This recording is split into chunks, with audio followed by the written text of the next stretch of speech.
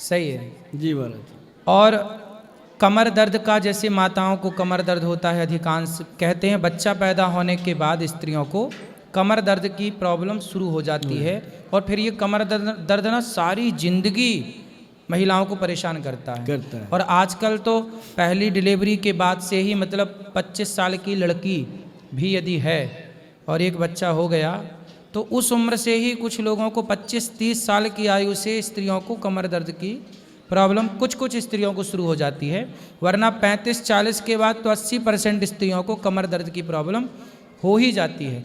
तो क्या डिलीवरी में जो नस वहाँ रीढ़ की हड्डी में इंजेक्शन लगाया जाता है शून्य का, क्या उसका साइड इफ़ेक्ट है या कुछ और कारण है?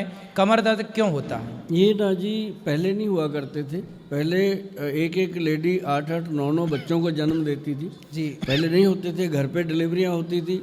तो आज क्या हो गया कि आज बच्चा हो गया, उसके बाद वर्किंग लेडी है, काम पे चली जाती है कुछ दिनों में, अपनी केयर नहीं करती।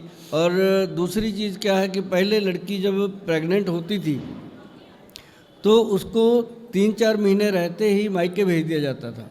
रेस्ट उसका मतलब होता था कि वो रेस्ट करेगी, माँ उसका ध्यान रखेगी। ध्यान तो खैर सासू माँ भी बहुत रखती है, पर वहाँ उसकी जिम्मेदारियाँ ज़्यादा होती हैं, वो काम करना पड़ता है उसको। तो ये जो चीज़ें होती हैं कि रेस्ट नहीं मिलता, और कम से कम बच्चा जब पैदा होता है उससे 3 महीने पहले और 3 महीने बाद का जो रेस्ट है वही उसको तंदुरुस्त रख सकता है। ना कोई वैद्य, ना कोई हकीम, ना कोई डॉक्टर वहाँ पे काम कर सकता है। सिर्फ उसमें क्या करेगा, आप लोगों ने सुना होगा, आपने भी बहुत सुना होगा महाराज जी, कि आयुर्वेद में हजारों साल पुराने ग्रंथ हैं, 5-5, 10-10 हज़ार पुराने। उन ग्रंथों में एक जड़ी बूटी है जिसका वर्णन है, जड़ी बूटी का वर्णन है कि कमरकस। सुना है आप लोगों ने, किसी ने कमरकस सुना है? कमरकस पंसारी के पास एक जड़ी बूटी मिलती है, उसका नाम ही कमरकस रखा गया। जैसे मतलब कि बहुत सारी ऐसी कहावतें हैं जो आपके लिए फ़ायदेमंद होती हैं। जो कमरकस होती है, ये ले लो आप 100 ग्राम, उसके अंदर डाल लो पंचम हल्दी 100 ग्राम, दोनों को मिक्स कर लो साहब। और एक ना जी काला गोंद आता है, गोंद, ब्लैक गम, हाँ काला गोंद और एक जटामांसी, ये सब लिख लेना प्रोग्राम से। बिल्कुल, आप पेन से लिखोगे। जटामांसी तो सुना है हमने। हाँ, जटामांसी जैसे जटाएं होती हैं साधु संतों की, वैसे वो जटा की तरह होती है, उसका नाम ही संतों ने रखा हुआ है जटामांसी।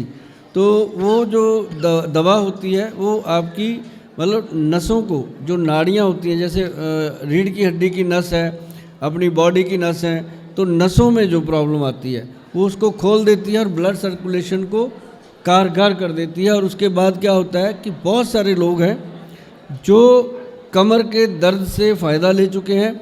और इसके लिए मैं चाहूँगा कि जितने भी लोग कमर की दर्द से परेशान हैं वो एक बार महाराज जी को ज़रूर बताएंगे कि हमने ये दवा बनाई थी और खाई थी।